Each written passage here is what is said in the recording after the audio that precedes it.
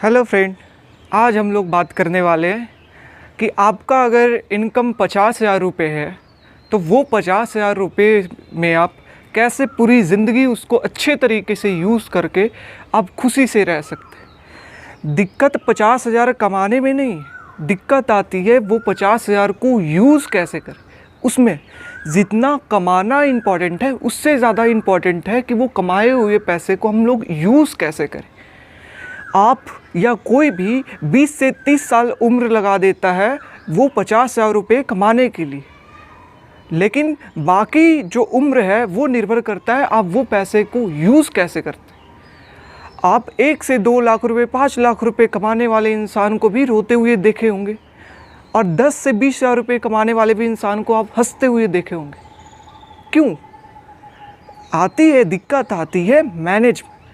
5 लाख रुपए कमाने वाले इंसान खुश इस कारण नहीं है क्योंकि वो पैसे को अच्छे तरीके से मैनेज नहीं कर पाया, और 20,000 रुपये कमाने वाला इंसान इसलिए वो खुश है ज़िंदगी में पूरी ज़िंदगी क्योंकि वो अच्छे तरीके से मैनेज कर पाया।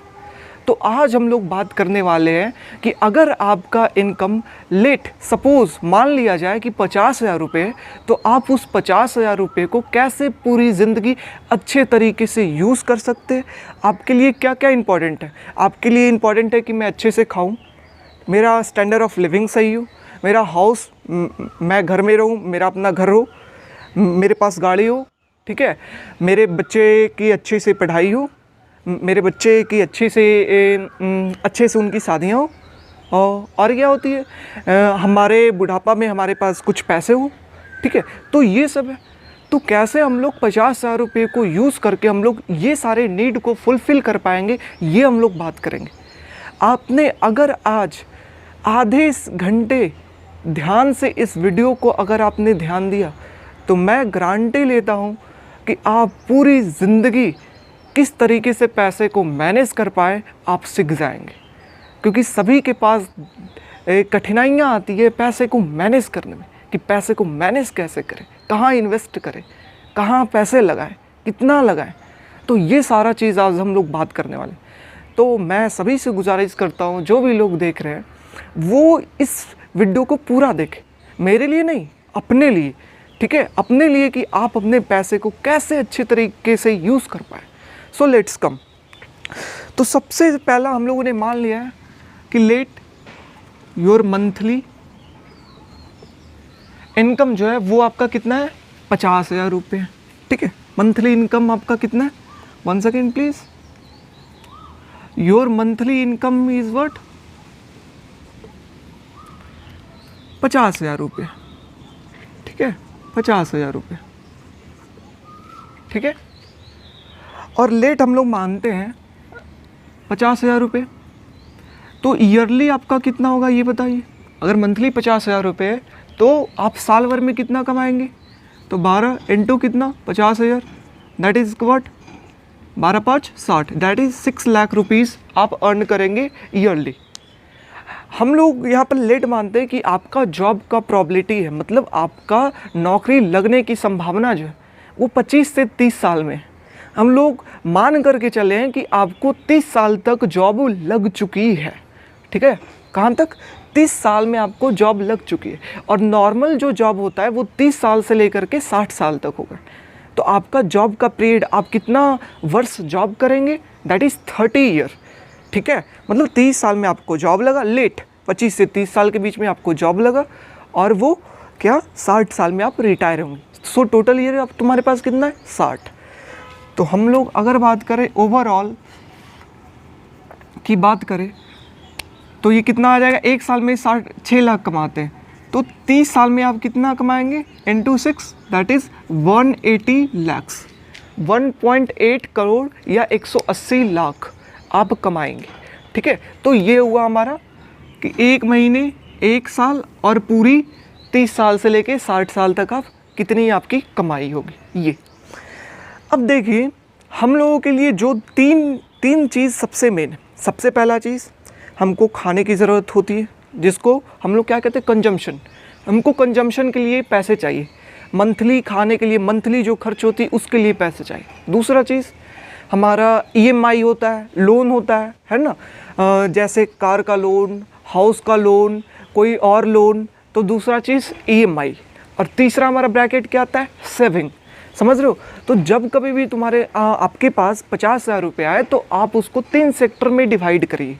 कितने सेक्टर में? 3 सेक्टर में आपको डिवाइड करना है।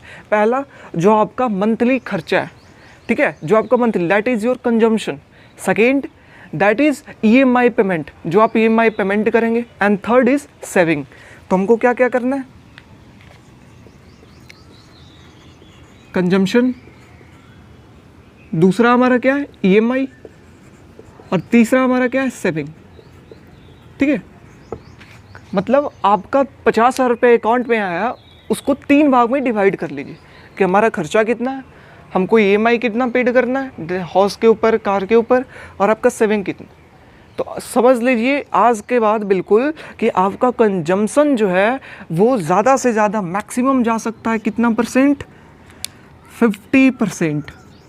मतलब अगर आपका इनकम 50,000 रुपये है तो आप सब ज़्यादा से ज़्यादा खर्च कितना करेंगे, 25,000 रुपये आप खर्च कर सकते हैं। उससे अगर ज़्यादा किया तो वो सही चीज़ नहीं। समझ रहे हो? कहाँ तक? 20 से 25,000 रुपये तक आप कंजम्पशन कर सकते हैं, मतलब खर्च कर सकते हैं मंथली। समझ रहे हो? मतलब 50,000 रुपये में कितने, 25,000 रुपये आप खर्च करेंगे, दैट इज़ 50%। EMI कितने परसेंट तक सही रहता है, 30%। अगर आप 30% जितना आपका इनकम है उतना अगर आप EMI पेड करते हैं तो वहाँ तक ठीक है, और अगर उससे ज़्यादा अगर मंथली आप EMI पेड करते हैं तो वो गलत है। Getting my point? यस और नो? मतलब अगर आप 50,000 रुपये कमा रहे हैं तो उसका 30% कितना हुआ, व्हाट बताइए, 30% कितना हुआ, 15,000 रुपये हुई। ठीक है, तो 15,000 रुपये अगर EMI आपका है, आप अगर इंटरेस्ट पेड कर रहे हैं तो वो सही है 15,000 तक, लेकिन 16,000 हुआ सो वो बैड। गेटिंग माई पॉइंट है? सुनो, सो 30% तक आप समझिए कि हमको मैक्सिमम EMI अगर पेड करेंगे तो कितना परसेंट, 30% करेंगे। मतलब 50,000 ये है तो 50,000 का ये 50% कितना, 50% 25,000, 30% कितना हमारा हो गया, 15,000। सेविंग का मतलब आपने खाना भी खा लिया, आपने जो घर में रह रहे हैं, कार चला रहे हैं, उसका EMI भी पेड कर दिया, बच्चों की पढ़ाई के लिए EMI भी पेड कर दिया। कुछ पैसे आप सेविंग भी तो करिएगा, हाँ या ना? बचत कितना आप सेविंग करिएगा, कितना मिनिमम सेविंग कितना होना चाहिए, 20% ऑफ योर इनकम, 20% आपका इनकम का सेविंग होना चाहिए। मतलब आप 50,000 रुपये कमा रहे हैं तो उसका 20% कितना हुआ, 10,000 रुपये। मतलब कि मिनिमम बचत कितना आपको करना है, कम से कम बचत 20% करना है जितना आपका इनकम है। आज के बाद बिल्कुल इसको ध्यान में रखिए, ठीक है, कि हमको कितना कंजम्पशन करना है, 50%, कितना EMI भरना है 30%, कितना सेविंग करना है हमको मिनिमम 20%, दैट इज़ योर 10,000 रुपये। अब टोटल अगर मैच कर दे तो कितना, 25, 15, 35, ठीक है, 25, 15 सॉरी 40, 10, 50। मतलब आज के बाद अगर आपको इनकम आता है तो इस तरीके से सोचना है कि हमको इनकम को 3 पार्ट में डिवाइड करना है। पहला पार्ट खाने वाला पार्ट जो हमारा मंथली खर्चा है, दूसरा EMI वाला पार्ट, और जो तीसरा पार्ट होगा हमारा वो सेविंग वाला part. Getting my point? Yes और no? Yes. So this you divide your income into 3 part, first consumption, second EMI, and third what, saving. और इसका क्या है, इसको ऐसे कहते हैं 5-3-2। और मैं कुछ अपने मन से नहीं कह रहा हूँ, मैं ये पढ़ करके कह रहा हूँ। समझ रहे हो? मैं बुक इन्वेस्टमेंट का बुक पढ़ करके कह रहा हूँ कि इस तरीके से आप काम करिए 5-3-2 के रेशियो में। ठीक है, ये चीज़ मतलब यहाँ से हमको 1 सेकेंड,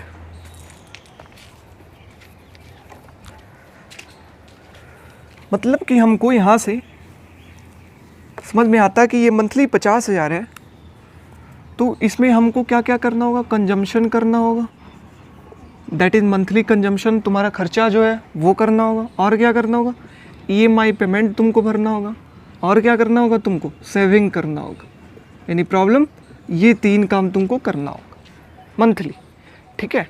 और इसका रेशियो मैंने क्या बताया, 5-3-2 का, 5-3-2 का है रेशियो। अब बताइए 50,000 आपका है तो मंथली आप कंजम्पशन कितना करेंगे ये बताइए। तो मंथली आप कंजम्पशन कितना करेंगे, 25,000 रुपये आप मंथली कंजम्पशन करेंगे। यानी प्रॉब्लम 50% जो हम लोग पढ़ लिए हैं।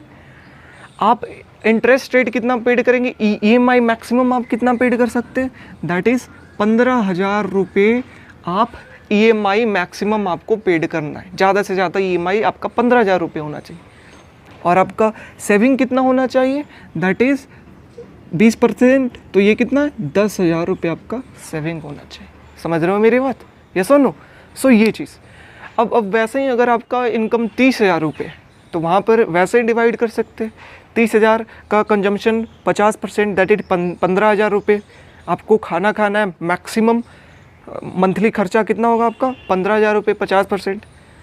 30% आपको क्या भरना है, EMI भरना है। 30% 30,000 का कितना हुआ 9,000 रुपये आपको क्या EMI मैक्सिमम 9,000 रुपये आपको भरना है। उससे ज़्यादा हुआ मतलब आप सही आपका नहीं, ठीक है, सही आपका मनी को सही तरीके से यूज़ आप नहीं कर पा रहे, समझ रहे हैं ये चीज़। और 15 हो गई और 9 हो गई, 24 हो गई, और बाकी 20% आप क्या करेंगे सेविंग, दैट इज़ 30% का 20%, 30,000 का 20% कितना हुआ 6,000 रुपये आप क्या करेंगे सेव करेंगे। तो इस तरीके से सारे लोग डिवाइड कर सकते हैं जिसका जितना इनकम है 5:3:2 के रेशियो में, ठीक है। तो मंथली आपका ये हुआ कंजम्पशन 25,000, EMI 15,000 और सेविंग 10,000। अब सालाना की बात करते हैं। सालाना आप कितना खाएंगे, तो अगर मंथली 25,000 का आपका खर्च है तो सालाना 12 × 25,000, दैट इज़ कितना आएगा बताइए। 25 और 12 अगर करते हैं तो हमारा कितना आता है, दैट इज़ 3 लाख। हाँ या ना, 6 लाख सालाना है तो 50% खाना है तो कितना आएगा 3 लाख। 3 लाख मतलब हमारा खर्च है साल भर में। 6 लाख कमाई में से 3 लाख हमारा खर्च है। EMI की बात करते हैं। EMI हमारा कितना होगा, तो 12 × कितना 15,000 कितना होगा 12 और 15 को अगर मल्टीप्लिकेशन करते हैं तो हमारा कितना आता है, दैट इज़ 180, दैट इज़ कितना ये 1.8 लाख। हाँ या ना, दैट इज़ 1.8 लाख आपका EMI सालाना भरना है। इससे ज़्यादा अगर हुआ तो ख़राब। कब, जब 50,000 आपका इनकम है तब, समझ रहे हैं ना। ये नहीं कि मेरा 30,000 है, 30,000 के लिए मैं बात नहीं कर रहा हूँ, 50,000 के लिए बात कर रहा हूँ। सेविंग आप कितना कर पाएंगे, तो 12 × कितना 10,000, दैट इज़ कितना 1.2 लाख आप सेविंग करेंगे। 1.2 लाख आप सेविंग करेंगे, ठीक है। तो ये 1 साल का हुआ कि 1 साल में आप कितना खर्च करेंगे, 1 साल में कितना आप EMI पेड करेंगे, और 1 साल में आप कितना सेव करेंगे, कितना बचत करेंगे। अब हमारा है कि पूरे ओवरऑल जितना हमारा 30 साल से 60 साल तक नौकरी है तो उसमें हम कितना खाएंगे। तो सिंपल है यार, यहाँ 3 लाख है तो 30 साल के लिए, 1 साल में 3 लाख खर्च है तो 30 साल के लिए 30 × 3 दैट इज़ कितना 90 लाख। हाँ या ना, ये चीज़। वैसे ही ये 30 साल के लिए 1 साल में 1.8 लाख जो है हम EMI भरते हैं, तो 30 साल में 18 × 54 दैट इज़ कितना 54 लाख। ये सुन लो। और वैसे ही सेविंग कितना होगा 30 साल में 1.2 लाख, 12 × 36 दैट इज़ 36 लाख। यानी प्रॉब्लम समझ रहे, मतलब आप पूरी ज़िंदगी में कितना कमाएंगे 180 लाख, जिसमें खर्च कितना करेंगे 54 लाख, जिसमें EMI कितना पेड करेंगे खर्च कितना करेंगे 90 लाख, EMI कितना पेड करेंगे 54 लाख, सेविंग कितना करेंगे 36 लाख। टोटल को अगर ऐड भी करते हैं 90, 54, 36 तो ऐड करेंगे कितना आएगा 180 लाख जो टोटल। समझ रहे हो कि नहीं। अब सभी को लग रहा होगा यार इतना कैलकुलेशन, ऐसा थोड़ी। देखिए फिर मैं वही बात बोला, पैसा कमाना आसान है लेकिन पैसे को सही जगह कहाँ यूज़ करना चाहिए वो मुश्किल चीज़ है। और सभी लोगों को परेशानी इसी चीज़ में आती है, पैसे को मैनेज करने में। उनके पास पैसे होते हुए भी वो खुशी की ज़िंदगी नहीं जी पाते। वाई? बिकॉज वो पैसे को अच्छे तरीके से यूज़ नहीं कर पाए, सही जगह यूज़ नहीं कर पाए। सही जगह यूज़ करने के लिए आपको स्ट्रैटेजी बनानी होगी। अब सिंपल मैं एग्जांपल लेता हूँ, अगर कोई गेम होता है क्रिकेट का तो उससे पहले क्या प्लेयर अपनी 20 साल 25 साल उस गेम को खेलने में लगा देता है, वहाँ तक पहुँचने में। जैसे जैसे हम लोग पढ़ाई करके लगा देते हैं वहाँ तक पहुँचने में। पहुँचने के बाद वहाँ पर अगर वेल स्ट्रैटेजी के साथ वो प्लेयर नहीं गया, अगर एंडरसन सामने है तो उसके सामने वेल स्ट्रैटेजी के साथ नहीं गया, तब क्या होगा? 1 से 2 इनिंग उसका अगर ख़राब हुआ तो पूरा उसका लाइफ ख़राब हो गया, पूरा उसका 25 साल का जो मेहनत है वो ख़राब हो गया, फिर से उसको वापस करना पड़े। सो स्ट्रैटेजी आपका होना चाहिए ज़िंदगी में। समझ रहे हो मेरी बात? ये सुनो, स्ट्रैटेजी आपका होना चाहिए, ठीक है, कि आप पैसे को कहाँ यूज़ करें। सो इस वजह से मैं ये बात बता रहा हूँ। सो प्लीज़ पे अटेंशन, ध्यान दीजिए। इतना हो गया। अब समझिए कि बात आता है कि अच्छा 5 3 2 हम जान लिए कि ऐसा काम करना है। उसके बाद क्या करना है?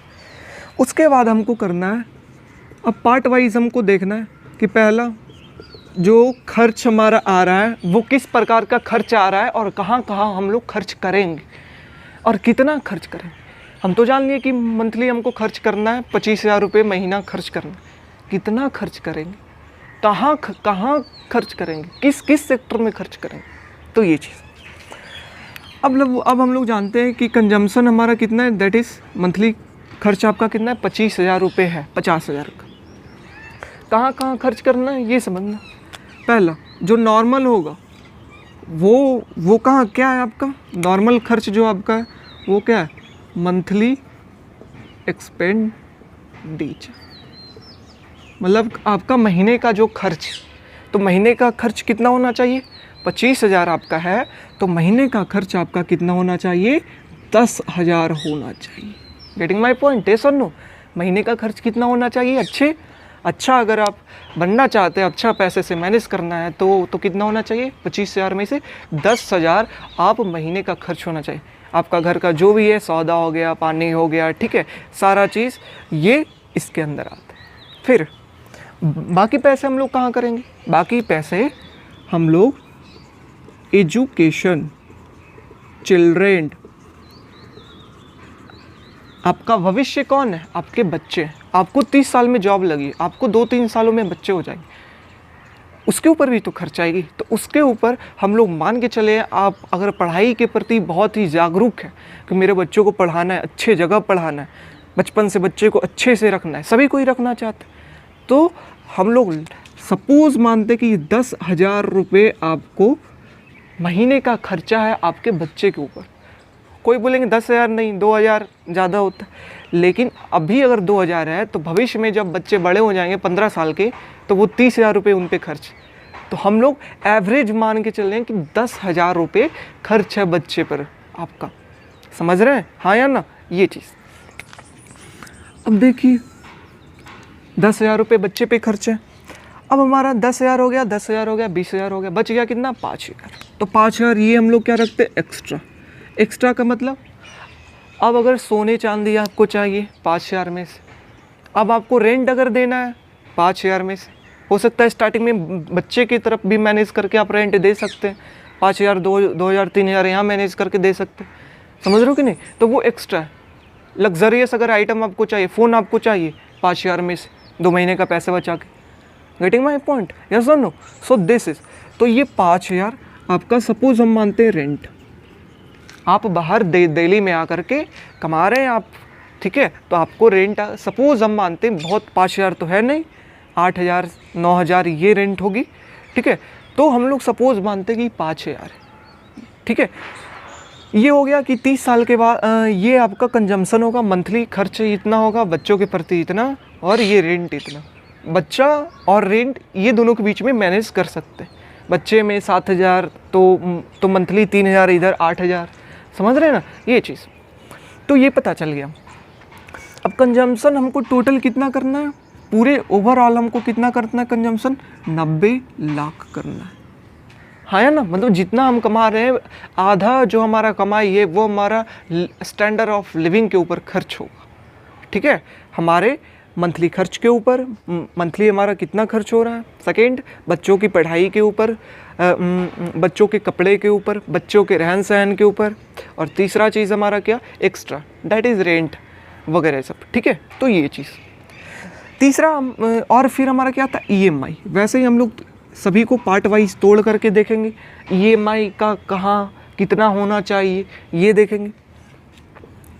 ईएमआई, ईएमआई का मतलब क्या चीज़, हाउस, कार, ईटीसी, ईएमआई। ठीक है, तो आपको घर भी बनाना होगा, आपको गाड़ी भी चाहिए, और आपको बच्चों की शादी भी करना है, तो ये सब के लिए हम लोग क्या करते हैं, ज़्यादातर लोन ये सब चीज़ों के लिए लेते।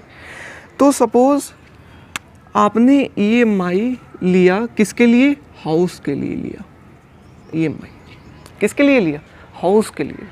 आपको घर बनाना है, आपने सोच रखा है कि मेरे को एक घर चाहिए, मैं रेंट वाले घर में नहीं रहूँगा, रेंट वाले रूम में मैं नहीं रहूँगा। ठीक है, तो आपको घर बनाना है, और घर बनाने के लिए तो मोटा रकम चाहिए, और मोटा रकम के लिए आप क्या, हम लोग ईएमआई कितना हमारा 15,000 रुपये महीने जाएंगे, 15,000 रुपये। ठीक है, आपको घर बनाना है, आपने 30 साल से 40 साल के बीच में आपने क्या किया कि पहले ही 30 साल में आपने सोचा कि हमको घर बनाना है। घर बनाने के लिए आपने ये 15,000 रुपये बचाना स्टार्ट कर दिया, 15,000 रुपये बचाना मंथली स्टार्ट कर दिया कि हमको 10 साल के बाद घर बनाना है। तो 15,000 इंटू 1 साल 12 महीने, और कितने साल के लिए, 10 सालों के लिए कितना होगा ये देखना, 15-12 that is 180, that is 18 lakh. मतलब आप 30 साल में जब आपकी नौकरी लगी तो आप सोचे कि आज के 10 साल बाद, 40 साल के बाद मेरे को एक घर चाहिए। और घर चाहिए मतलब कि आपको पैसे चाहिए, मतलब पैसे आपको बचाने होंगे। कहाँ से, जो ईएमआई का 15,000 है, वो 15,000 आप मंथली, जो आपने 3 पार्ट में डिवाइड किया था बैंक को, ठीक है, अकाउंट को, कंजम्पशन, ईएमआई, सेविंग, वो 15,000 को जमा करते रहना है एक साल, 10 सालों के लिए। तो कितना आपके पास होगा, 18 लाख रुपये। अब आप बोलोगे कि यार ये 18 लाख रुपए में क्या होगा, ज़मीन भी नहीं मिलेगा, दिल्ली में रह रहे हैं, दिल्ली में 18 लाख रुपए में ज़मीन भी नहीं मिलेगा, क्या घर बनाएंगे। तो समझिए, दिल्ली में आप अगर ज़मीन खरीदिएगा तो आपको पड़ेगा 50 लाख, 1 करोड़, 2 करोड़, 3 करोड़, समझे। और अगर आप सोचे कि नहीं मेरे को अपना ही घर चाहिए, बिल्कुल अपना घर मेरे को दिल्ली में चाहिए, बिल्कुल अपना फ्लैट चाहिए, तो आपको 1 से 2 करोड़ रुपया कॉस्ट पड़ेगा। और आपका मंथली पूरे ज़िंदगी की कमाई ही कितना है, 1.8 करोड़। अब आप उसमें 1 करोड़ रुपया का घर खरीद लेंगे तो बताइए आप खाएंगे क्या, आप बच्चों के लिए क्या रखेंगे, आप गाड़ी क्या खरीदेंगे, आप बच्चों की पढ़ाई कैसे कराएंगे, आप शादी कैसे कराएंगे, आपका बुढ़ापा कैसे जिएगा। गेटिंग माई पॉइंट, यस और नो। सो इस कारण अगर आपका 50,000 रुपये है, मतलब ब्लैक मनी नहीं, ये मेरा एजम्पशन है कि आप ब्लैक मनी नहीं कमा रहे हैं। अगर ब्लैक मनी कमा रहे हैं तो ये सब करने की ज़रूरत ही नहीं, समझ रहे हो ना, बिल्कुल फ्री रहो। ब्लैक मनी कमा रहा है तो ये सब कैलकुलेशन की ज़रूरत नहीं। जो बिल्कुल ईमानदार लोग हैं उनके लिए ये चीज़, जिनको लिए 50,000 उनका सैलरी, उनका कमाई, समझ रहे हो, मेहनत का कमाई। सो उनके लिए बात हो रहा है कि अगर आप 180 लाख रुपये पूरी ज़िंदगी में कमाते हैं तो 1 से 2 करोड़ रुपए का घर लेना ये आपके लिए बहुत ही बुरा इन्वेस्टमेंट हो सकता है, समझ रहे हो। मतलब दिल्ली में आप रह करके 50,000 रुपये कमा रहे हो तो आपको घर नहीं लेना चाहिए, नहीं तो आपको मैनेज करना पड़ेगा बुढ़ापा में, बच्चों के साथ, गाड़ी में, खाने के साथ, सब चीज़ के साथ। सो दैट्स वाई अगर आप दिल्ली में हैं तो आप क्या, रेंट पे ही रहना सही है, समझ रहे हो, रेंट पे ही रहना सही। ज़रूरी नहीं है बिल्कुल इसके ऊपर अड़ नहीं जाना है, आपका आत्मसम्मान के ऊपर नहीं बात है कि नहीं मेरे पास अगर घर नहीं रहेगा तो मैं कैसे जाऊँगा, मैं मर जाऊँगा, नो, समझ रहे हो। अच्छा है, अच्छा तरीका आपके लिए यही होगा, अच्छा डिसीजन आपके लिए यही होगा कि आप घर नहीं खरीदे।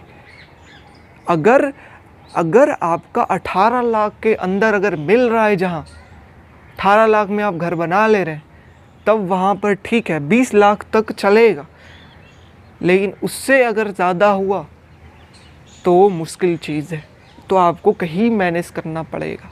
गेटिंग माई पॉइंट, यस और नो? तो आपको घर बनाना है, आप रेंट पे रहने के लिए बोल रहे हो। आप बोलोगे मेरे को रेंट पे रहने के लिए बोल रहे हो, पूरा ज़िंदगी मैं रेंट ही पे रहूँगा, बुढ़ापा में भी मैं रेंट ही पे रहूँगा? नहीं, आपको कोई नहीं बोल रहा बुढ़ापा में आप रेंट पे रहें। आप ऐसा करिए, आप अपने गांव में एक अच्छा सा घर बनाइए। दिल्ली में आप कमा रहे हैं, फिर भी आप अपने गांव में एक अच्छा सा घर बनाइए, क्योंकि 60 साल के बाद आपके नौकरी जाने के बाद आपका एक गांव में घर ज़रूर होना चाहिए। आपका वो क्या कहते हैं, जड़ मजबूत होना चाहिए, और वो जड़ आपका गांव है, और गांव का घर अच्छा होना चाहिए।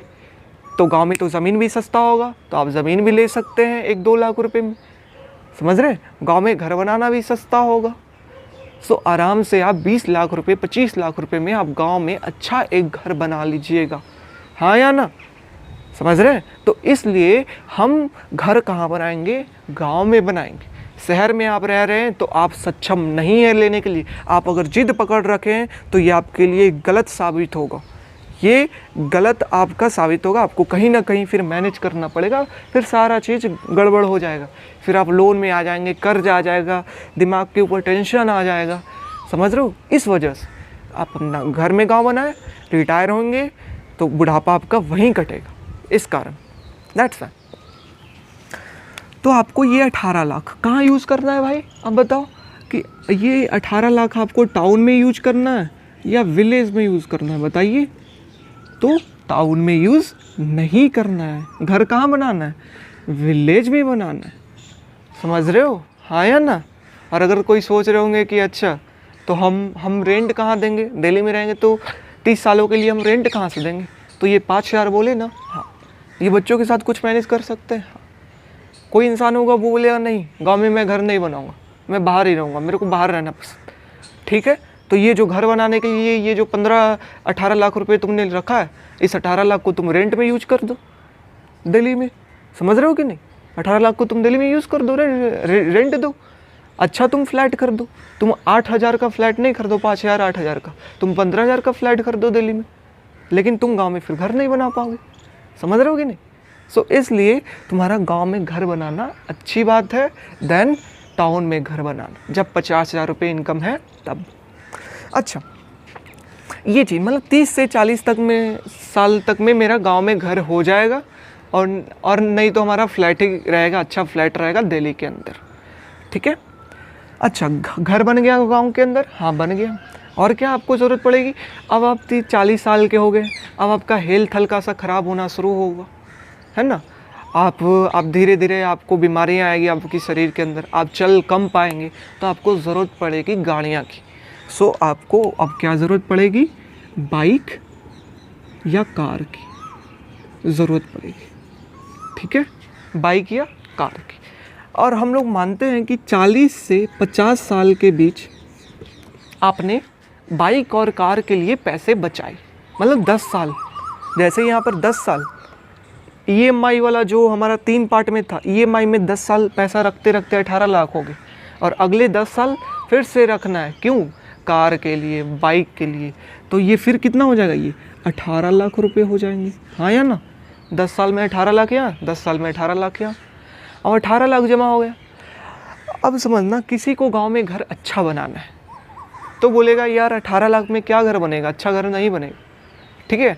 तो आप ये 18 लाख में से 10 लाख का कार खरीदिए, कार और बाइक खरीदिए, normal car bike, suppose that आपने स्विफ्ट खरीद लिया, ठीक है, और कोई स्प्लेंडर प्लस बाइक खरीद लिया, ग्लैमर बाइक खरीद लिया, तो 10 लाख में उतना में तो हो जाएगा, ठीक है? और बाकी जो ये 8 लाख बच गया, ये 8 लाख को क्या करेंगे? यहाँ पर घर बनाते टाइम हम लोग लोन ले लेंगे, कितना का? 5 लाख का, और अगले 10 साल का लोन लेंगे, और ये 8 लाख रुपए उस लोन में इन्वेस्ट करेंगे, समझ रहे हो? उस लोन को पेड करने में ये 8 लाख रुपए जाएगा, समझ रहे हो कि नहीं? मतलब 18 लाख रुपए का मेरे पास होगा, 40 साल में हमारे पास 18 लाख रुपए होगा जिससे मैं घर बनाऊंगा गांव में। लेकिन 18 लाख हमको घर अच्छा गांव में बनाना है, ठीक है? अच्छा घर बनाना है, दो मंजिला घर बनाना है, ठीक है? 1 मंजिला बनाना है, AC वगैरह सारा टाइल्स वगैरह सब लगा करके बनाना है, ठीक है। तो उसके लिए तुमको क्या करना पड़ेगा, जो अगले 10 साल तुम सेव करोगे 10,000 रुपये, तो कितना हो गया 18 लाख। तो अगर कार तुमको, नॉर्मल कार तुमको चाहिए, सपोज़ मारुति स्विफ्ट चाहिए, ठीक है, तो बाइक ग्लैमर चाहिए, तो 10 लाख रुपये, बाकी 8 लाख रुपये, ये 18 लाख जो घर बन रहा होगा उस टाइम तुम बैंक से लोन लो कि 5 लाख रुपए का लोन चाहिए, मैं 10 साल में इसको चुकता कर दूंगा, ठीक है। तो बाकी ये 8 लाख रुपए कहाँ जाएगी, बैंक के पास जाएगी, इंटरेस्ट प्लस बैंक के पास। समझ रहे हो मेरी बात, ये सुन लो। सो ये चीज़। नेक्स्ट अगर हम लोग बात करते हैं, बाइक की बात हो गई, कार की बात हो गई, घर भी हो गया, बाइक भी हो गया, कार भी हो गया, और बाकी देखना 30 से 40 साल हो गया, 40 से 50 साल हो गया, अब कितना 50 से 60 साल के बीच में तो भी तो EMI का है 15,000, हाँ या ना। तो ये 50 साल से 60 साल के बीच में आप फिर कितना कमाएंगे EMI से, 18 लाख रुपए कमाएंगे। कितना, 18 लाख रुपए कमाएंगे। इस 18 लाख को क्या करना है, तो 50 साल से 60 साल, 30 साल में आपको नौकरी लगी, 30 साल में आपको शादी होगी, तो सपोज़ 35 साल में आपके बच्चे होंगे, तो 60 साल में आपके बच्चे कितने उम्र के होंगे, 25 साल के हो जाएंगे, 25 साल, 26 साल, 27 साल के हो जाएंगे, उनकी शादी की उम्र हो जाएगी, उनके शादी के लिए पैसे चाहिए, तो ये 18 लाख रुपए कहाँ यूज़ करने हैं, वो पैसे बच्चों की शादी के लिए यूज़ करने हैं। समझ रहे हो कि नहीं। तो ये 18 लाख रुपए हमारा कहाँ यूज़ करने हैं, मैरिज पर्पस से यूज़ करना है। चाहे हमारे फैमिली, मतलब हमारे मदर फादर या किन्हीं फैमिली में डेथ हो गई, तो उनमें हमको ये जो है 18 लाख रुपए में से इसमें से यूज़ करना। तो समझ रहे हो, कंजम्पशन में हमको पता चल गया कहाँ खाना है, बच्चों की पढ़ाई के लिए, एक्स्ट्रा रेंट के लिए कितना, EMI में पता चल गया, हाउस के लिए 10 साल बचाओ 18 लाख रुपए, कार के लिए 10 साल बचाओ 18 लाख रुपए, 8 लाख रुपए घर बनाने में गांव में दो, 10 लाख का कार बाइक हो जाएगा।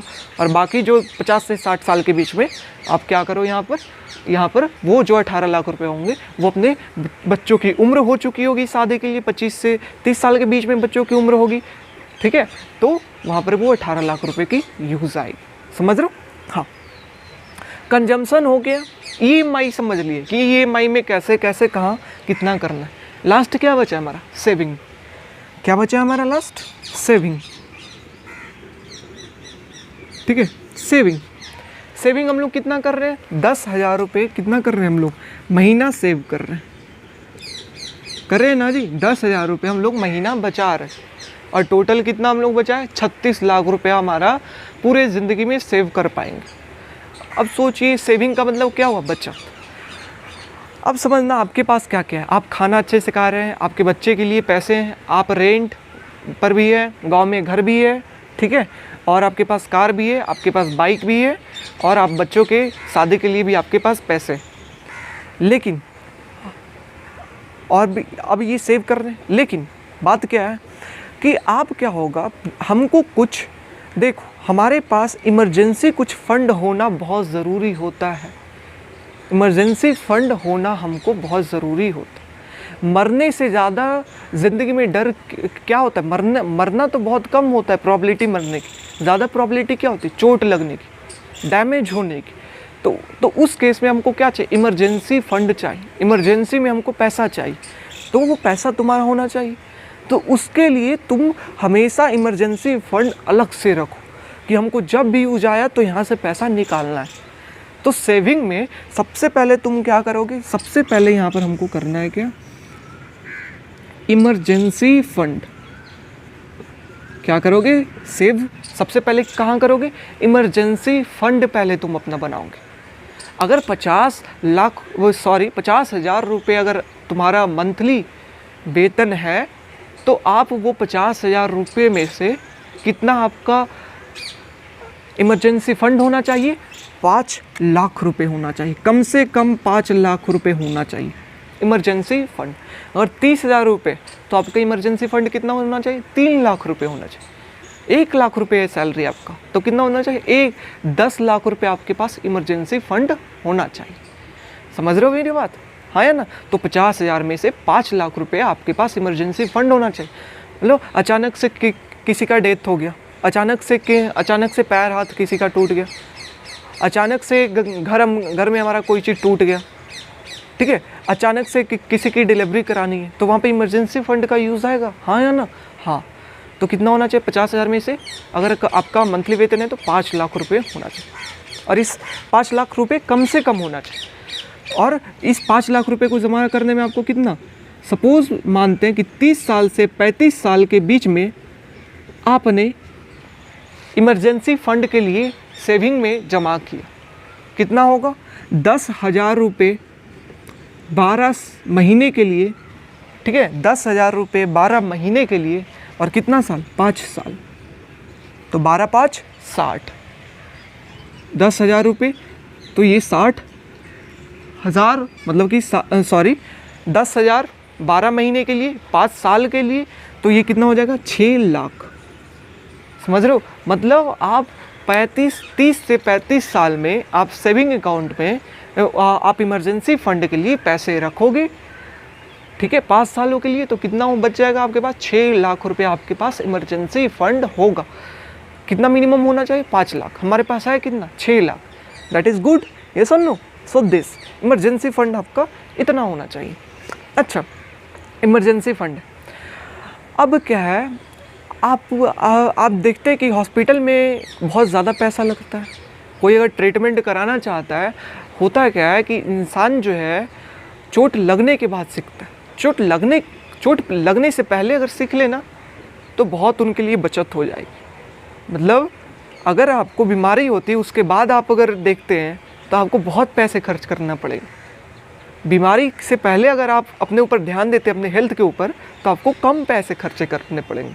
तो इसलिए आपका हेल्थ इंश्योरेंस होना बहुत ज़रूरी है। जैसे आप गाड़ी का इंश्योरेंस कराते हैं तो आपको बेनिफिट होता है, हाँ है ना? उसी तरीके से आपका भी इंश्योरेंस होना बहुत ज़रूरी है, क्योंकि पता है कि प्राइवेट हॉस्पिटल में बहुत ज़्यादा कॉस्ट पड़ते हैं, बहुत ज़्यादा पैसे पड़ते हैं ट्रीटमेंट कराने में। सो इसलिए वो चीज़ होना बहुत ज़रूरी है। तो हमको क्या होना चाहिए यहाँ से? एक हमारा क्या होना चाहिए यहाँ से? हेल्थ इंश्योरेंस होना चाहिए। इसको हम लोग क्या कहते हैं? Medical cover. Medical cover, health insurance होना चाहिए।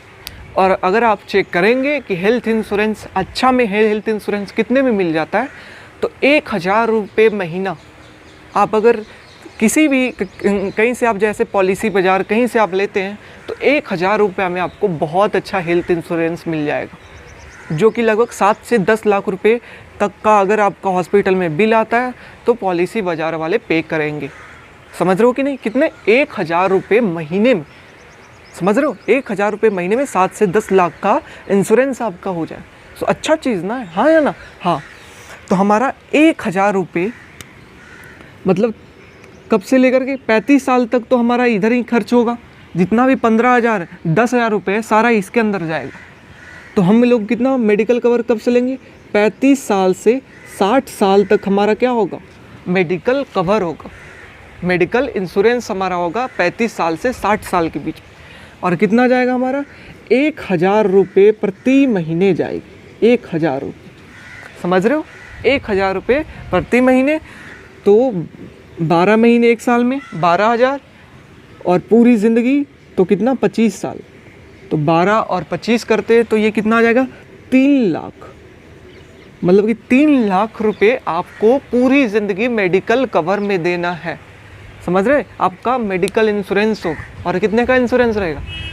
5 से 10 लाख रुपए के बीच में। आप चेक कर सकते हैं पॉलिसी बाजार या किसी चीज़ के ऊपर। तो 3 लाख आपको पूरी ज़िंदगी पेड करना है और आपको 5 से 10 लाख रुपए का ट्रीटमेंट देना है, तो गलत चीज़ क्या है यार? है ना? हॉस्पिटल जाते हो कितना बिल बना देता है, तो वो अगर रहेगा तो सही चीज़ ना है। समझ रहे हो? कॉस्ट कम पड़ेगी तुमको। तो ये चीज़ मेडिकल कवर हो गया। और क्या चीज़? और सपोज़ आपका डेथ हो गया, सपोज़ होने की चांसेस बहुत कम है, लेकिन मान लीजिए आपका डेथ हो गया, आपकी फैमिली जो है आपके ऊपर निर्भर थी, आपके बच्चे क्या थे? आपके ऊपर निर्भर थे, ठीक है? तो इसके लिए आपको क्या कराना चाहिए? एक लाइफ इंश्योरेंस कराना चाहिए, LIC कराना चाहिए। समझ रहे? LIC आपको ज़रूर कराना चाहिए। किसके लिए? अपने लिए नहीं, अपने परिवार के लिए, अपने बच्चों के लिए, अपने पत्नी के लिए आपको लाइफ इंश्योरेंस ज़रूर कराना चाहिए।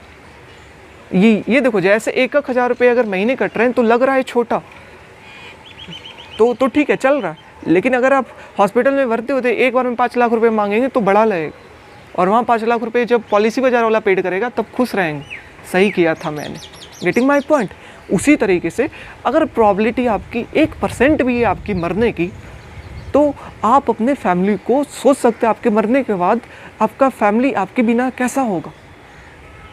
ठीक है, आप सिंगल कमाने वाले अगर इंसान हैं तो उनको खाने के लिए दिक्कत हो जाएगी, खाना भी नहीं कर पाएंगे, बच्चे पढ़ाई नहीं कर पाएंगे। तो उसके लिए आपको क्या करना चाहिए, एक LIC होना बहुत ज़रूरी है।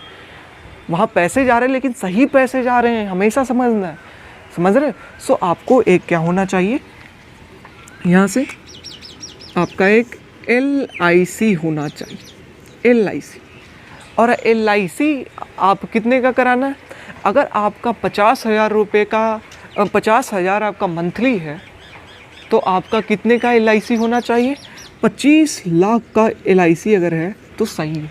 कितने का, 25 लाख। अगर 50,000 रुपये आपका मंथली है और अगर 50,000 रुपये सालाना LIC में जा रहा है तो सही चीज़। कितना, 50,000 रुपये सालाना LIC में अगर आप पेड कर रहे हैं, सालाना मतलब महीना 4,000 के आसपास, 4243, ठीक है, मतलब 4,000 रुपये अगर आप मंथली LIC को दे रहे हैं तो अब वो आपको फैमिली के लिए आपका सही चीज़, समझ रहे, फ्यूचर में आपको काम आएगा। मतलब आपको 35 साल में आपको LIC करा लेना है। और अगर आप LIC चेक करिएगा तो मैंने चेक किया है, तो आपको अगर 25 लाख का LIC कराना है तो आपको 50,000 रुपये ईयरली उसमें पेड करना होगा, प्रीमियम 50,000 का। कितना, 50,000। 15 सालों के लिए 50,000 का प्रीमियम, तो 15 सालों के लिए तो कितना, 15 5 75, मतलब 7.5 लाख, समझ रहे हो, 7.5 लाख रुपये आपको LIC में पेड करना होगा 15 साल के लिए। तो आपको 20 साल, तो वो आपको 16वें साल कितना देगी, आपको 15 लाख रुपए देगी। 7.5 लाख रुपया पेड करेंगे तो 16वें साल कितना देगी, 15 लाख रुपए देगी। और 25वें साल कितना देगी, 25 लाख रुपए देगी, समझ रहे हो। फिर से अगर आप 50,000 रुपये सालाना पेड करते हैं, मतलब 4200 रुपये मंथली अगर पेड करते हैं LIC वालों को 15 साल के लिए, तो 15 मल्टीप्लाई करिए, कितना होगा, 7.5 लाख रुपये। तो आपको 15 साल के बाद 16वां 17वां साल आपको कितना देगा, वो 15 लाख रुपए देगा LIC। कितना देगा, 7.5 लाख पेड की प्रीमियम टोटल 15 साल में आपको देगा, कितने, 16वां साल 15 लाख रुपए।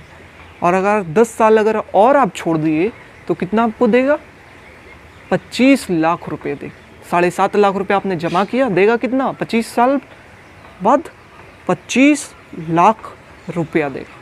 समझ रहे मेरी बात। तो इसलिए LIC होना बहुत ज़रूरी है। मतलब 35 साल से आपको LIC पेड करना है, कितना साल तक, 15 साल तक पेड करना है। 35 में 15 करते हैं तो ये कितना, 50 साल तक आपको पेड करना है, हाँ या ना। 35 15 साल तो 50 साल तक आपको पेड करना है। महीना कितना पेड करना है आपको, सपोज 4,000 रुपये आपको पेड करना है महीना। सालाना कितना, सालाना 48,000 50,000 के आसपास। कितना साल के लिए, 15 साल के लिए पेड करना है। कितना हो जाएगा ये, जो बोले 7.5 लाख रुपया हो जाएगा, समझ रहे हो। मतलब 15 साल को लिए तुम LIC को कितना प्रीमियम जमा किए, 7.5 लाख। 16वां साल तुम अगर चाहो तो निकाल सकते हो। मतलब 35 से 15 साल 50 साल। अगर 51वां साल में या 52 साल में, जब आपका 52 साल होगा, आपके बच्चों की मैरिज है, तो आप ये LIC का पैसा यूज़ कर सकते, समझ रहे हो। तो ये चीज़, ये बेनिफिट आएगी, ठीक है, ये चीज़। तो 7.5 लाख रुपये ये हो गया। तो अब देखना 30 से 35 साल में सब पैसा हम सेविंग वाला इसमें दे दिए। इमरजेंसी फंड हम 6 लाख रुपये का बना ली। इमरजेंसी होगा हम लोग यूज करें, हमारा बाबूजी का डेथ हो गया, माँ का डेथ हो गया, फैमिली का डेथ हो गया, किसी का डिलीवरी करानी है, हमारे घर में कोई इमरजेंसी कोई यूज़ आ गया, तो वो 6 लाख रुपये, समझ रहे हो। फिर क्या, मेडिकल कवर हमको 35 साल में करा लेनी है और लाइफ इंश्योरेंस भी हमको 35 साल में करा लेनी है। 1,000 मेडिकल कवर में जाएगी और 1,000 और 4,000 कहाँ जाएगी, लाइफ इंश्योरेंस में जाएगी। मतलब 1,000 इधर 1,000 इधर, मतलब कितना आ जाएगा 5,000 रुपये आपका 35 साल के बाद मेडिकल इंश्योरेंस और लाइफ LIC में जाएगी। बचाया है कितना, 10,000 रुपये आप बचा रहे हैं, जिसमें 5,000 किधर जा रहा है, उधर की ओर। तो बाकी 5,000 तो बचा लीजिएगा, हाँ या ना।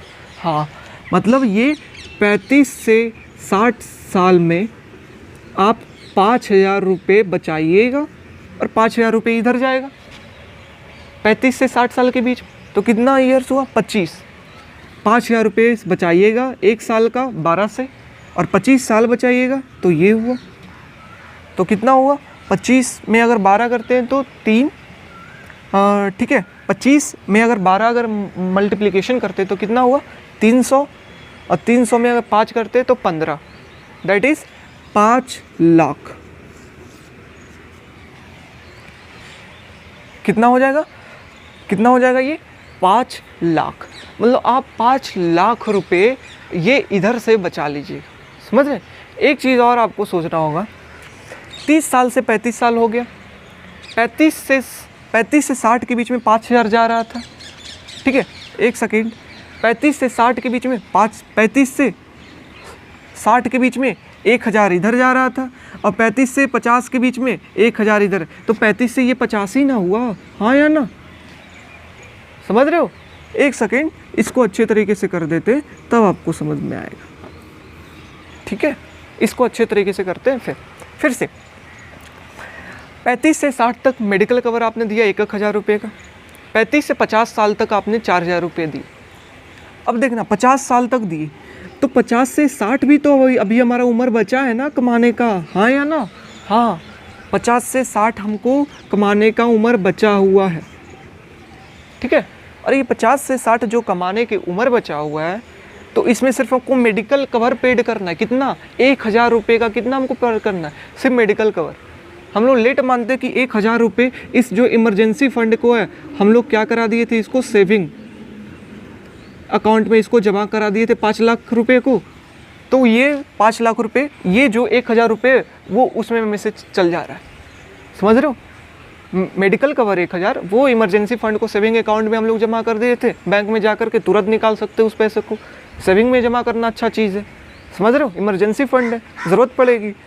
तो 1,000 रुपये मेडिकल कवर का वो इंटरेस्ट जो पेड होगा उससे कवर हो जाएगा, ठीक है।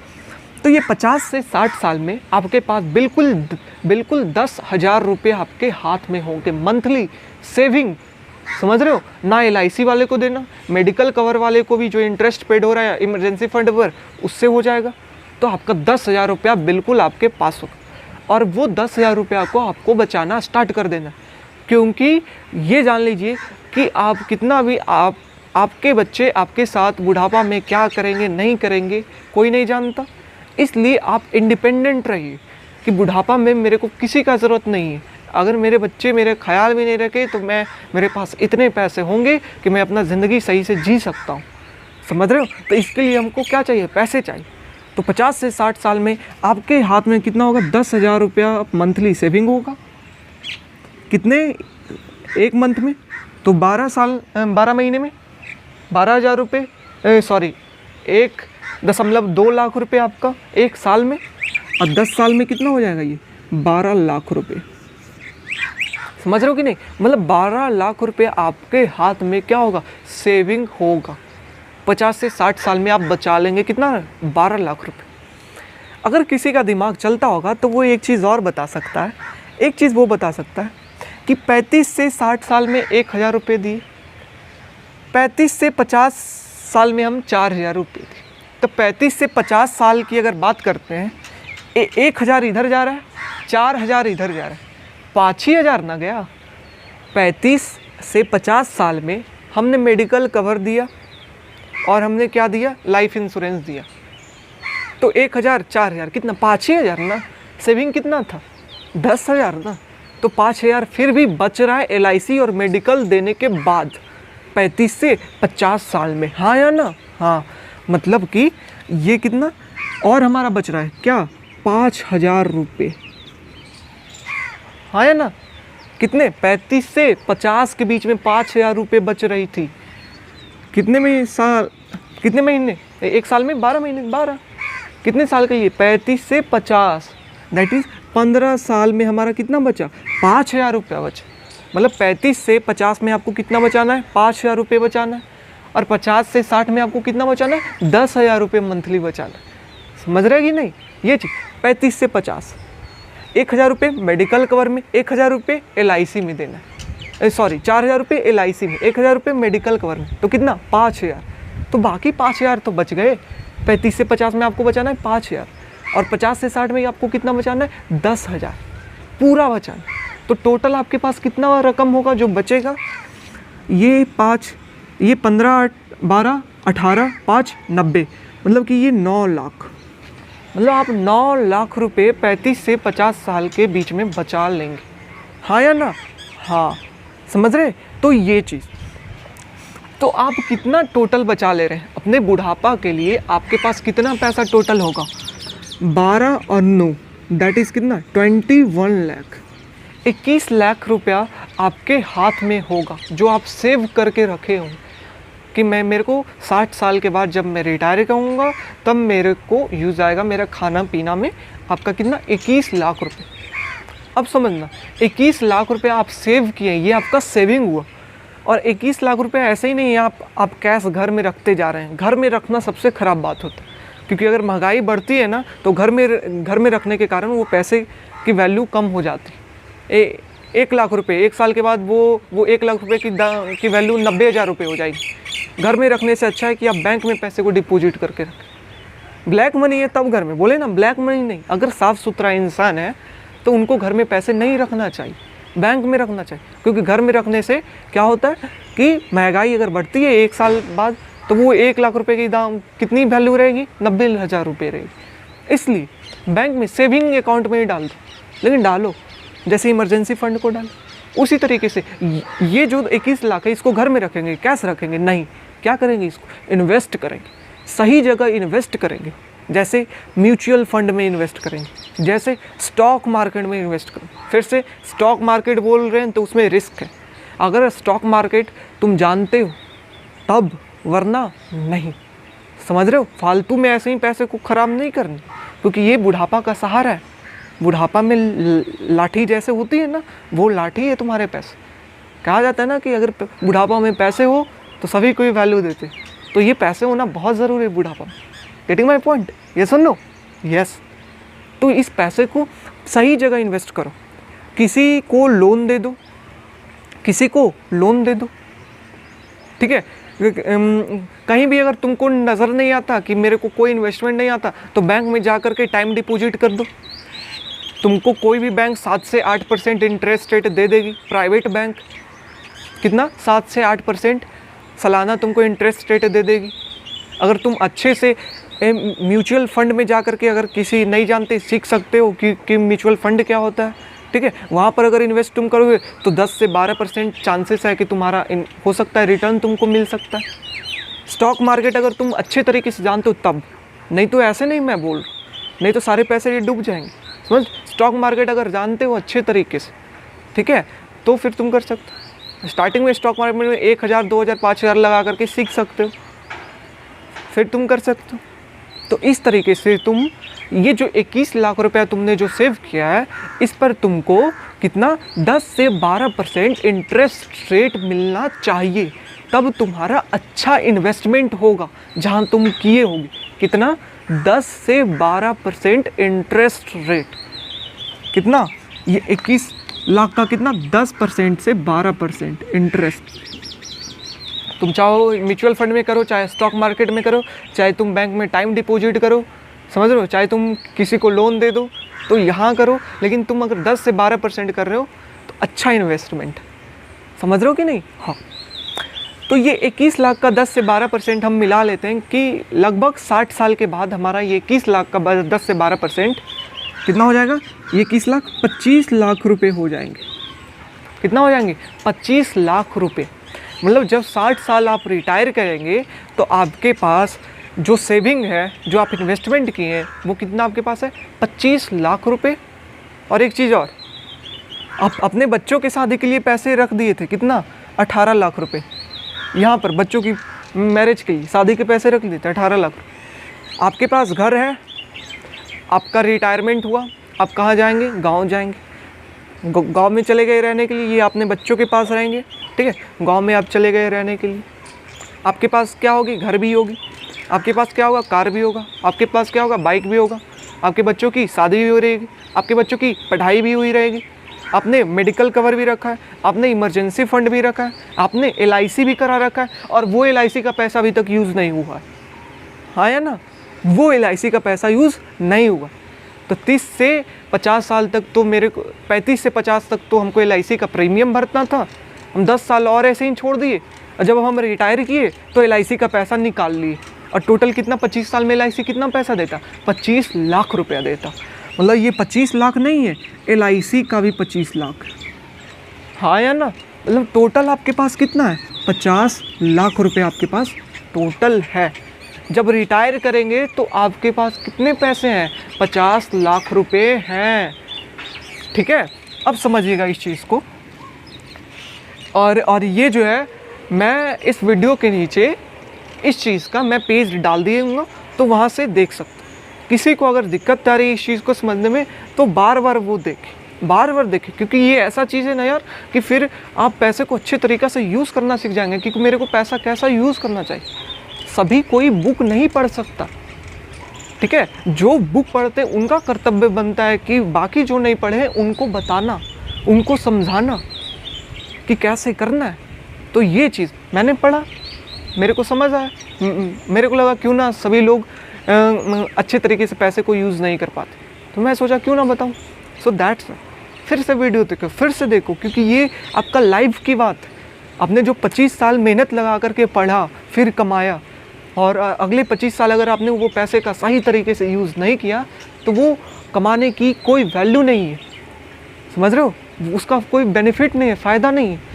इसलिए कमाना, जितना मेहनत से आपने पढ़ाई किया, नौकरी किया, उससे ज़्यादा अच्छी तरीके से आपको वो पैसे का यूज़ करना आना चाहिए सही जगह। बहुत मेहनत लगा के आपने पढ़ा, तो वो पैसे को बहुत अच्छे तरीके से यूज़ करना सीखो। So please watch again and again if you don't understand. Getting my point? Yes. अब देखो,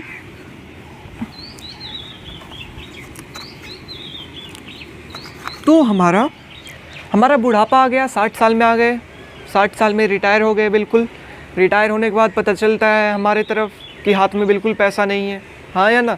फिर बच्चों के ऊपर निर्भर हो जाते हैं, फिर बच्चों से ताने भी सुनते हैं, और ताने सुनते सुनते बुढ़ापा हमारा ख़राब चला जाता है। और बुढ़ापा ख़राब जाने के कारण क्यों बुढ़ापा ख़राब गया? क्योंकि तुमने अच्छे से पैसे मैनेज नहीं किया था। बच्चों पे दोष मत देना, सभी बच्चे वैसे ही कर रहे हैं, पूरा वर्ल्ड वैसा कर रहा है। इसलिए क्यों बुढ़ापा ख़राब जा रहा है? क्योंकि पैसे को अच्छे से मैनेज नहीं किया। अगर तुमने पैसे को अच्छे से मैनेज करता तो तुम्हारे बच्चे बहुत वैल्यू देते। पैसा है तभी है, पैसा है तो नहीं है, समझ रहे हो कि नहीं? यही चलता आ रहा है, यही कलयुग में। तो मतलब 60 साल में, अब 60 ईयर्स के हो गए, रिटायर हो गए, आपका ये सेविंग कितना था? 21 लाख रुपए, जिस पर रिटर्न आपको कितना मिला? इंटरेस्ट वगैरह सब आप उसको इन्वेस्ट किए, इन्वेस्टमेंट करने के कारण आपको ये 21 लाख कितना हो गया? 4 लाख मिला रिटर्न। दैट इज़ 25 लाख रुपए आपका सेविंग में हो गया। नॉर्मल में अगर 21-20 लाख कितना 25 लाख रुपए आपके पास सेविंग होगा, समझ रहे? और बाकी ये रिटायर की बात करते हैं, तो रिटायर किए आपके पास क्या होगा? LIC होगा। LIC 35 से 50 के बीच में प्रीमियम पेड किए, 10 साल और छोड़े, तो ये LIC कितना हो जाएगा? 25 लाख का LIC हमको मिलेगा। हाँ या ना? तो टोटल हमारे पास अमाउंट कितना होगा? 25 lakh plus 25 lakh is equal to 50 lakh. मतलब 60 साल में आपके पास कितना होगा? 50 लाख रुपए होगा। मतलब आपने 180 लाख कमाया, जिसमें से 50 लाख रुपए आपके पास होगा, समझ रहे हो? मतलब 30% से भी ज़्यादा पैसा आपके पास होगा, समझ रहे हो ना? 30% पूरी ज़िंदगी की कमाई आप रखे हुए, और रखना बहुत ज़रूरी है। सपोज़ मान के चलते हैं ज़्यादातर लोग जो है 60 साल से 80 साल तक जीते।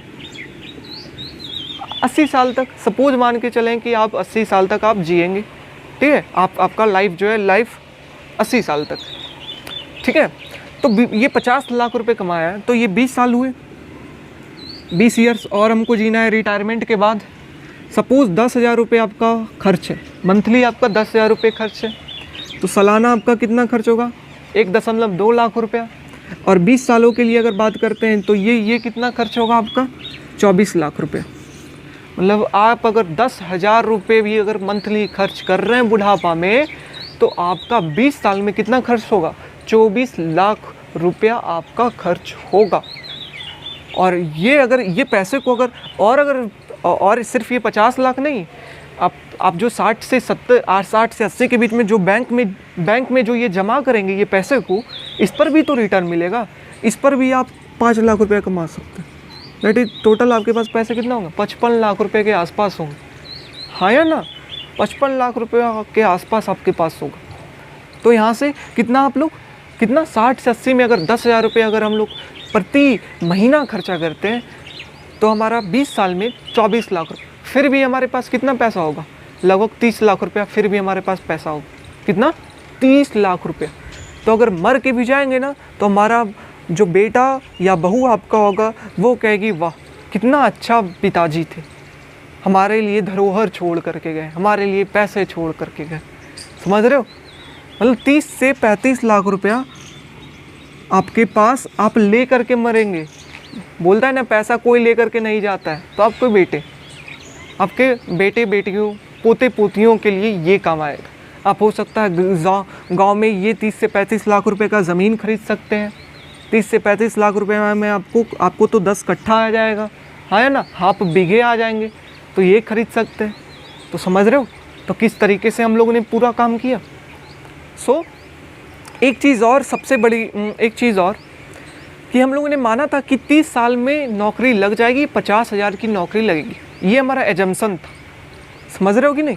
30 साल में नौकरी लगेगी और 50 साल सब। अब कोई बोलेगा नहीं 25 साल में मेरे को नौकरी लग जाएगी। तो जिस भी लोगों को 25 साल 26 साल 27 साल में नौकरी लगती है, तो वो शादी उनका अगर 30 साल में होता है, तो जो 3 से 4 साल पहले है वो पैसे जो हैं वो पैसे अपने गार्जियन के लिए रख दे। सभी के लिए मैं बोलना चाहता हूँ, गुजारिश करना चाहता हूँ, जितने भी हमारे भाई हैं, जितने भी हमारे आने वाले जनरेशन है, सभी को कहना चाहता हूँ कि आपको अगर 25 साल में नौकरी लगती है, 26 साल में नौकरी लगती है, तो 2 से 3 साल का आप गैप ले करके, शादी से पहले 2 से 3 साल का गैप ले करके आप अपने पेरेंट्स के लिए मिनिमम 5 लाख रुपया जमा कर दें। मिनिमम 5 लाख रुपये।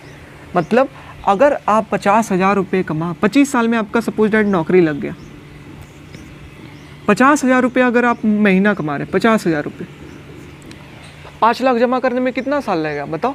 50,000 अगर तुम जमा करते हो गार्जियन के नाम पर, अगर तुम 50,000 में से 25,000 भी महीना अगर जमा कर रहे हो, तो सोचो कितना तुमको टाइम लगेगा ये बताना। 25,000 12 से करते हैं, दैट इज़ ये 3 लाख 1 साल के अंदर, और 2 साल के अंदर तुम्हारे पास 6 लाख। मतलब तुम पेरेंट्स के पास 6 लाख रुपया 2 सालों के अंदर तुम पेरेंट्स के नाम पर जमा कर दो। 25 साल में तुमको नौकरी लगा, अगर 27 साल में भी लगा, तो 2 साल पेरेंट्स के नाम पर 25,000 रुपया जमा कर दो। क्यों? क्योंकि तुम्हारे माँ बाप ने, जैसे तुम अपने बच्चों के लिए 18 लाख रुपए रखे थे पढ़ाने के लिए, हाँ या ना? कंजम्पशन में तुम अपने बच्चों के लिए कितने रखे थे? 18 लाख रुपया रखे थे पढ़ाने के लिए। ठीक है, उसी तरीके से तुम्हारे माँ बाप ने भी तुम्हें पढ़ाया है, वही पैसे रख करके। जो तुम अपने बच्चों के लिए तकलीफ़ लग रहा है ना कि इतना पैसे बच्चों के जा रहा है, वैसे तुम्हारे माँ बाप को भी लग रहा था। तो इसलिए अगर पढ़ाया है तो माँ बाप के लिए कुछ पैसे रख दो, ताकि उनको बुढ़ापा में यूज आ सके। समझ रहे हो कि नहीं? मिनिमम 5 लाख रुपए उनको सेविंग कर दो, कि कौन जानता है आपका शादी होने के बाद क्या सिचुएशन होगा। आपके ऊपर खुद बच्चों की जिम्मेवारी होगी, तो माँ बाप का ख्याल हल्का सा छूट जाता है, होना नहीं चाहिए, छूट जाता है। इसलिए ये 5 लाख रुपए आप सेविंग कर दो, कि आप किसी भी सिचुएशन में चले जाएं, लेकिन अपने माँ बाप के लिए प्लीज़ ये 5 लाख रुपए 30 साल से पहले आपको नौकरी लगती है तो ये सेव करके ज़रूर रखें। क्योंकि आपको जिसने जन्म दिया, जिसने आपको पढ़ाया, जिसने आपको इतनी मेहनत करके आपको पढ़ाया, ठीक है, और उनके लिए अगर आप अभी काम नहीं आएंगे, उनको बुढ़ापा में काम नहीं आएंगे तो कब काम आएंगे? माँ बाप क्यों बच्चे को पढ़ाते हैं? ताकि वो बुढ़ापा में उनका सहारा बन सके। तो ये 5 लाख रुपए कम से कम जमा करके उनका थोड़ा सहारा बनो। ये 5 लाख रुपए से सहारा नहीं मिलेगा, लेकिन एक थोड़ा सा सपोर्ट मिल जाएगा। नहीं करा कि 5 लाख रुपए से माँ बाप को सहारा मिल जाएगा, उनका पूरा ज़िंदगी ये 5 लाख रुपए हम चला, नहीं, लेकिन उनको कुछ सपोर्ट मिल जाएगा। उनको अगर नाती पोते में अगर ज़रूरत पड़ेगी तो वो यहाँ से पैसे दे सकते हैं। समझ रहे हो कि नहीं? तो ये चीज़, तो हमारा ये आज का डिस्कशन बहुत ही शानदार, जो बिल्कुल फिर से अगर समझ में जिस किसी को भी नहीं आया हो तो प्लीज़ भाई प्लीज़ ये देखना, सभी को ही देखना प्लीज़, मेरे लिए नहीं, अपने लिए देखना। क्योंकि पैसा कमाना नॉट इम्पॉर्टेंट, पैसा को सही जगह इन्वेस्ट करना इम्पॉर्टेंट। कितना हमको खाना है, कितना हमको बच्चों के लिए रखना है, कितना हमको रेंट देना है कि घर बनाना है, कितना हमको गाड़ी के लिए रखना है, गांव में घर बनाना चाहिए या शहर में घर बनाना चाहिए, शादी के लिए कहाँ से पैसा रखेंगे, कि हमको इमरजेंसी फंड चाहिए, हमको मेडिकल कवर चाहिए, हमको LIC चाहिए, हमको फिर भी सेविंग चाहिए, बुढ़ापा के लिए सेविंग चाहिए 21 लाख रुपए। ठीक है, उसको कैसे हम 21 लाख रुपए के अच्छे तरीके से इन्वेस्ट करें, गेटिंग और नॉट। ठीक है, हमको बुढ़ापा में पैसा चाहिए 50 लाख रुपए, बुढ़ापा में पैसा, वो पैसे को रखना है, गाँव में ज़मीन खरीदनी, कैसे करना है, समझ रहे हो? तो ये हमारा, अगर वीडियो अच्छा लगा होगा तो ज़रूर प्लीज़, क्योंकि इस चीज़ के ऊपर मैंने बहुत मेहनत किया था यार, 10 दिन 15 दिन मैं इस चीज़ के ऊपर वर्क कर रहा था, सोच रहा था। ठीक है, और मैं बताना चाह रहा था आप सभी लोगों को कि कैसे पैसे को मैनेज किया जाता है। तो अगर ये वीडियो अच्छा लगे तो प्लीज़ नीचे कमेंट करें, ठीक है, प्लीज़ शेयर करें, क्योंकि जैसे मैं आपको बता रहा हूँ वैसे ही आप शेयर करके किसी और को बता सकते हैं। ठीक है, तो इसलिए सभी लोगों को हेल्प करें और उनको पैसे को अच्छे तरीके से मैनेज करने में उनको सपोर्ट दें कि कैसे करना चाहिए। ठीक है, और अगर अच्छा लगे तो लाइक कर देना भाई, अगर यूट्यूब पे देख रहे हो भाई तो सब्सक्राइब कर देना भाई। So thank you so much.